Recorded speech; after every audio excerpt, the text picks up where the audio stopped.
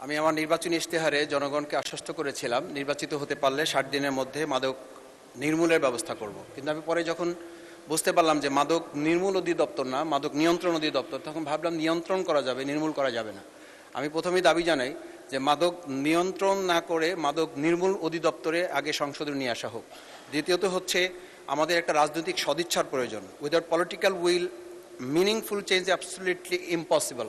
আমরা যদি এটা ধরি তাহলে লক্ষ্য করি আগৈলঝড়ায় কয়েকদিন আগে আমরা দেখেছি যে একজন মাদক সেবীকে ধরা হয়েছিল, এজন্য 100 লোক থানায় গিয়ে হামলা করে পুলিশদেরকে আহত করেছিল, থানা ভাঙচুর করেছিল।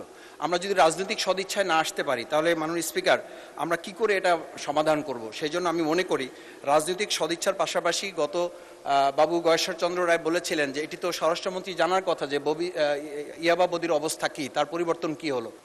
ধন্যবাদ মাননীয় সদস্য। সৈয়দ জয়নুল আবেদিন, ঢাকা 4। ধন্যবাদ। সময় 1 মিনিট।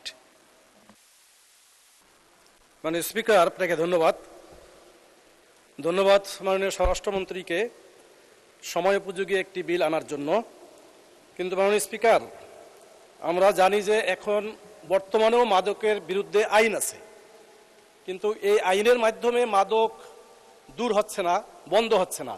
নূতন যে আইন আসছে বা সংশোধনী আসছে এর মাধ্যমে যে বন্ধ হবে এটাও আমরা নিশ্চিত হতে পারছি না। এই জন্য আমি বলবো যে সমাজে ইসলামের মাদক একেবারে হারাম করা হয়েছে। আর ইসলামের বিধান হচ্ছে ধর্ম বর্ণ নির্বিশেষে সকলের জন্য কল্যাণকর। কাজে ইসলামিক স্কলার যারা আছেন তাদের পরামর্শের ভিত্তিতে আইনের যদি অ্যামেন্ডমেন্ট আনা হয় তাহলে হয়তোবা এর কিছু সুফল পাওয়া যাবে। এই জন্য আমি অনুরোধ করব এই বিলকে আরও জনমত যাচাইয়ের জন্য এবং ইসলামী স্কলারদের পরামর্শ নেওয়ার জন্য